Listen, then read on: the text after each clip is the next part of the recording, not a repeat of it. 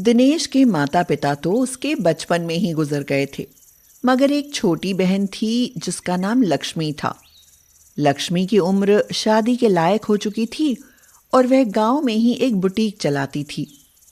लक्ष्मी एक से एक डिजाइनर सूट बनाती थी और इसीलिए गांव की औरतों के लिए वह किसी फैशन डिजाइनर से कम न थी। राधिका ने कहा, लक्ष्मी दीदी, नाप जरा अच्छे से लेना और पंजाबी सलवार सूट बनाना। तू चिंता न कर राधिका, ऐसा पंजाबी सलवार सूट बनाऊंगी कि तू पहनेगी तो खुशी से झूम उठेगी। हाँ, वो तो मुझे तुम पर भरोसा है दीदी, तो फिर चिंता क्यों? लक्ष्मी दर्जी का काम करती थी तो दिनेश गांव के जमींदार सज्जन सिंह के यहाँ नौकरी करता था। जमींदार सज्जन सिंह और उसकी पत्नी शारदा दोनों ही दिनेश पर पूरा भरोसा करते थे और उसे अपने बेटे जैसा मानते थे। जमींदार की इकलौती बेटी पद्मा की शादी होने वाली थी, इसीलिए सज्जन सिंह और शारदा के साथ साथ दिनेश भी शादी की तैयारियों में व्यस्त था। शारदा ने कहा, पद्मा के लिए कपड़े बनाने की जिम्मेदारी तो लक्ष्मी को ही दूंगी। अरे भाई, वो तो ठीक है, पर एक बार पद्मा से भी तो पूछ लो वो क्या चाहती है। चाचा जी ठीक कह रहे हैं, एक बार पद्मा बहन से पूछ लीजिए चाची जी। इसमें पूछना क्या है, लक्ष्मी जैसे डिजाइनर सूट तो शहर में भी कोई टेलर नहीं सिल सकता। मैं अपने लिए सारे सूट लक्ष्मी से ही सिलवाऊंगी। शादी हो या कोई अन्य तीज त्योहार, गांव की सभी औरतें और लड़कियां अपने लिए सूट सिलवाने लक्ष्मी के पास ही आती थीं। एक दिन शारदा भी पद्मा को साथ लेकर लक्ष्मी के बुटीक पर आती है और कहती है, देख पद्मा बेटी, तुझे जैसे भी सूट सलवार या कुछ और सिलवाना हो लक्ष्मी को बता दे। बाद में मत कहना कि कोई कमी रह गई। लक्ष्मी के रहते तो कोई कमी रह ही नहीं सकती माँ। पद्मा के लिए तो मैं ऐसे डिजाइनर सूट बनाऊंगी चाची कि दूल्हे राजा देखेंगे तो देखते ही रह जाएंगे। बस कर मैडम, ऐसे डिजाइनर सूट भी मत सिल देना कि दूल्हे राजा दुल्हन को छोड़ सूट सिलने वाले के ही पीछे पड़ जाएं। देख लेना, ऐसा ही होगा। यह कहकर लक्ष्मी और पद्मा दोनों हंसने लगती हैं और उन्हें यूं हंसते देख शारदा कहती है, अरे अब बस भी करो, ये मजाक का समय नहीं है, घर में बहुत काम है। लक्ष्मी बेटी, तुम इसका नाप लो और हमें जाने दो। पद्मा का नाप तो मैं कई बार ले चुकी हूँ चाची, अब भला नाप लेने की क्या जरूरत है? तो ठीक है बेटी, हम चलती हैं, सब कपड़े समय पर सिल देना। ठीक है चाची। दिनेश की तरह लक्ष्मी भी जमींदार और जमींदारनी का बहुत आदर करती थी। पद्मा से भी उसका एक अच्छी सहेली जैसा ही नाता था। दोनों अक्सर घुल मिलकर रहती थीं और खूब बातें करती थीं। इसीलिए लक्ष्मी उसके लिए बड़े ही मन से कपड़े बनाने लगती है। लक्ष्मी को इतनी लगन से कपड़े बनाते देख दिनेश कहता है, अब तो तुम्हारा ध्यान बस पद्मा के कपड़ों पर ही लगा है। हाँ भैया, पद्मा मेरी सहेली जैसी है, उसको दुल्हन बनते देख मन में कुछ अजीब सी खुशी हो रही है। क्या खुद दुल्हन बनने का मन नहीं करता तेरा? यह कहकर दिनेश उदास हो जाता है और लक्ष्मी उसकी तरफ देखते हुए कहती है, भैया अचानक इस तरह उदास क्यों हो गए? पद्मा की शादी हो रही है, तुम्हारी शादी भी हो जानी चाहिए। तुम्हें दुल्हन के रूप में देखने की बड़ी इच्छा है। भैया पहले घर में भाभी ले आओ, जब तक घर में भाभी नहीं आती ना, मैं तुम्हें छोड़कर कहीं नहीं जाऊंगी। हाँ। यह सुनकर दिनेश चुप हो जाता है और कुछ दिन बाद पद्मा की शादी का दिन आ जाता है। द्वार पर बारात आ जाती है और पद्मा सज संवर कर दुल्हन बन जाती है। पद्मा अकेली बैठी मन ही मन मुस्कुरा रही होती है कि तभी एक बालक हाथ में केला लिए उसके पास आता है और पूछता है, दीदी दीदी केला खाओगी? नहीं मुन्ना, तुम खा लो। ठीक है दीदी, मैं खा लेता हूँ। वह बालक केला खाते हुए वहां से चला जाता है और जाते जाते केले का छिलका फर्श पर फेंक जाता है। फिर कुछ देर बाद पद्मा बाथरूम जाती है तो अचानक ही उसका पैर केले के छिलके पर पड़ जाता है। वह फिसलकर गिर पड़ती है और उसका सिर दीवार से जा टकराता है। सिर से लहू बहने लगता है और वह बेहोश हो जाती है। उसी समय सज्जन सिंह शारदा से कहता है, अरे भाग्यवान, जरा जाकर तो देखो पद्मा तैयार हुई कि नहीं। आप यहाँ संभालो, मैं अभी जाकर देखती हूँ। यह कहकर शारदा जैसे ही पद्मा के कक्ष में जाती है, बेहोश पद्मा को देख उसका कलेजा फट पड़ता है। उसकी सांसें अटक आती हैं और वह जोर से चीख उठती है, अजी सुनो, जल्दी आओ, देखो हमारी पद्मा को क्या हो गया। पद्मा, बेटी पद्मा। शारदा की चीख सुनकर जमींदार और दिनेश सभी दौड़ते हुए आते हैं।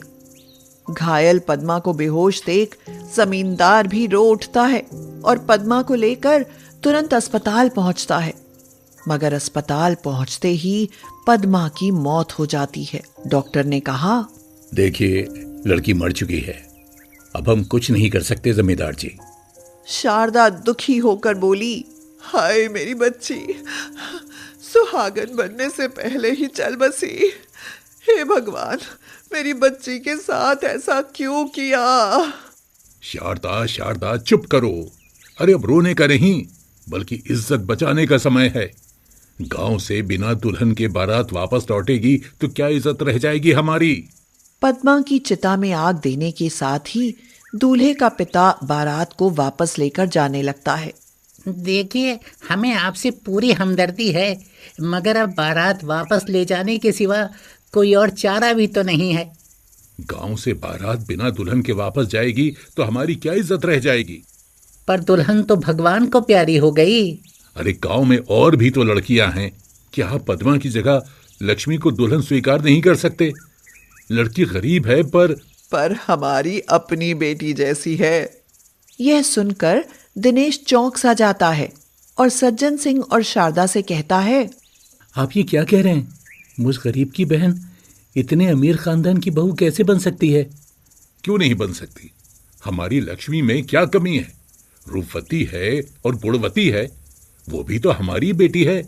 यह सुनकर दूल्हे का पिता कहता है, देखिए, इस बात से मुझे तो कोई इनकार नहीं, मगर दूल्हा ना माना तो मैं कुछ नहीं कर सकता। अरे आप एक बार पूछ कर तो देखिए। इससे पहले कि दूल्हे का पिता कुछ कहता, दूल्हा खुद उनके पास आकर कहता है, देखिए, आपकी और आपके गांव की इज्जत के सामने अमीरी गरीबी कोई मायने नहीं रखती। मैं लक्ष्मी को अपनी दुल्हन स्वीकार करने के लिए तैयार हूं, मगर क्या बेटा? मगर वो मुझे पसंद आए तो।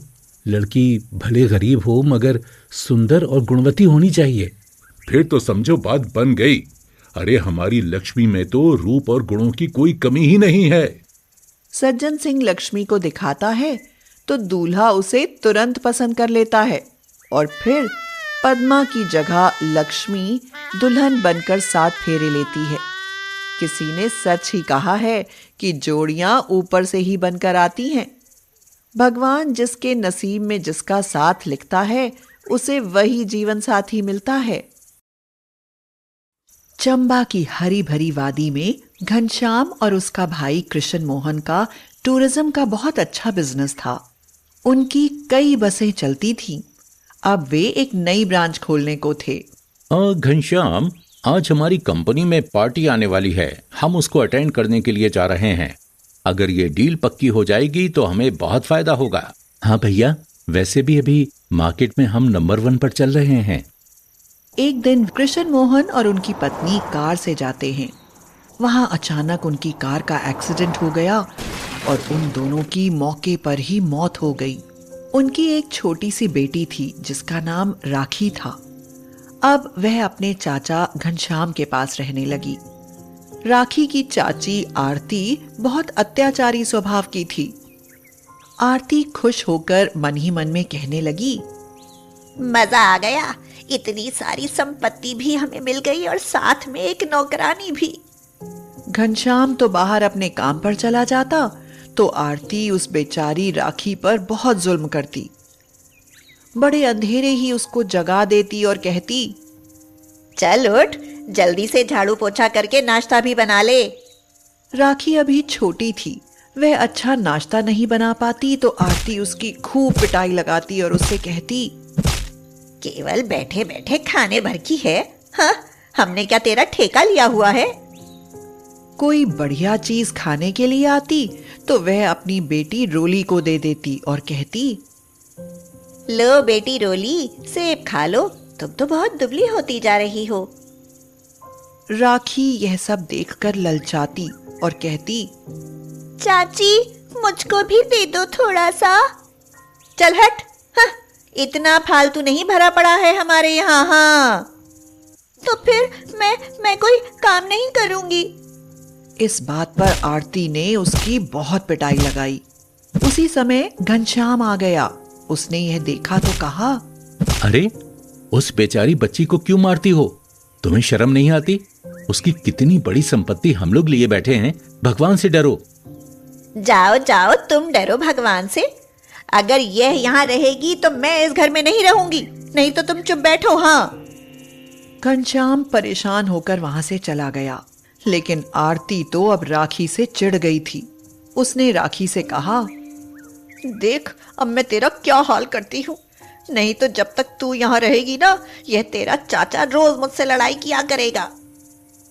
आरती डरने लगी थी कि कहीं ऐसा ना हो कि घनश्याम राखी की संपत्ति उसको दे दे। वह बहुत लालची थी, इसलिए दिन रात तरकीब लगाने लगी। एक दिन एक बाजीगर खेल दिखाने आया।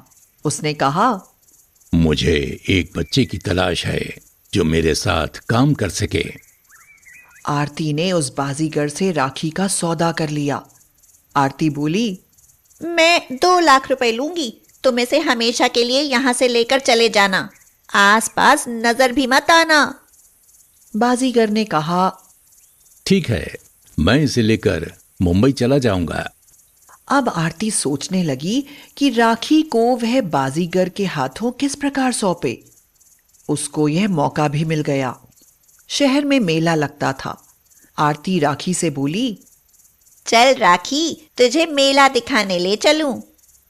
चाची, आपने तो मुझे कभी कुछ नहीं दिखाया, आज मुझे मेला दिखाओगी? हाँ, तू क्या मेरी बेटी नहीं है? अब मैं तुझे खूब प्यार करूंगी। वह राखी को लेकर मेले में गई। वहां उसको खूब मिठाइयां खिलाई और झूले पर भी बिठाया।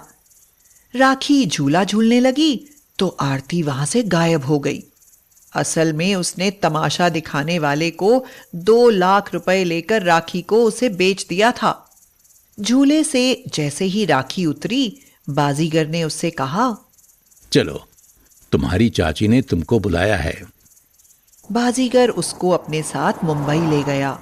तेरी चाची ने तुझको 2 लाख रुपए में मुझको बेच दिया है।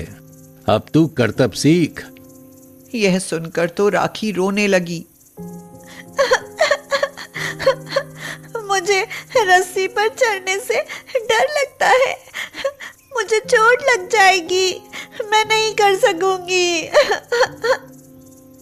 इस बात पर बाजीगर ने उसकी बहुत पिटाई लगाई और कहा, अरे मैंने भरपूर रुपए दिए हैं, अब तू मेरी गुलाम है। तुझे मेरे अनुसार काम करना पड़ेगा, नहीं तो मैं तेरी चमड़ी उधेड़ दूंगा। पिटाई के डर से अब राखी करतब सीखने लगी। करतब करते करते कई बार उसको चोट भी लग जाती। फिर वह अपने माँ बाप को याद करके रोती रहती। हे भगवान, मेरा इससे पीछा कब छूटेगा? ये तो कभी कभी कोई गलती हो जाती है तो 2-2 दिन खाना भी नहीं देता है। अब तो राखी ने कई हैरत अंगेज करतब सीख लिए थे। रस्सी पर चलना, सिर पर गगरी रखकर रस्सी पर चलना। अब बाजीगर उससे खुश रहने लगा। अरे वाह, तेरी वजह से मेरी बहुत आमदनी होने लगी है। एक दिन राखी अपने करतब दिखा रही थी। भीड़ लगी हुई थी। तभी उधर सड़क पर से एक कार निकली। उसमें से एक आदमी ने उसे करतब करते हुए देखा। उसकी सुंदरता को देखकर वह आदमी बाजीगर के पास आया और बोला, ये लड़की तुम्हारी है? हाँ हाँ, देखो मेरा नाम अजीत है, मैं फिल्म प्रोड्यूसर हूँ। ये लड़की बहुत टैलेंटेड है, मैं इसे ट्रेनिंग दूंगा और इसे फिल्म में काम दूंगा। ये बहुत अच्छा काम करेगी तो तुम्हें भी ढेर सारे रुपए मिलेंगे। बाजीगर खुश हो गया और बोला, अरे ये तो मेरी बहुत खुशकिस्मती है, आप इसको ले जाओ, भला मुझे और क्या चाहिए। मैं गरीब आदमी हूं, मुझको भी 4 पैसे मिलेंगे। प्रोड्यूसर अजीत के कोई बच्चा नहीं था। इतनी प्यारी बच्ची को वह गोद लेना चाहता था। उसने बाजीगर को पैसे देकर उस लड़की को गोद ले लिया। अब तो राखी के ठाठ हो गए। प्रोड्यूसर अजीत अपनी टीम से कहता है, अगला शूटिंग स्पॉट हमारा खूबसूरत प्लेस चंबा होगा। फिर शूटिंग के लिए जिस खूबसूरत जगह पर वे गए, उस जगह को देखकर राखी चौंक पड़ी। उसे वह जगह जानी पहचानी लगी। वह खुशी से बोली, अरे ये तो मेरा ही गांव है। यहाँ मेरे चाचा चाची रहते हैं। अरे, तो क्या तुम बाजीगर की बेटी नहीं थी? नहीं। अजीत आश्चर्य में रह गया।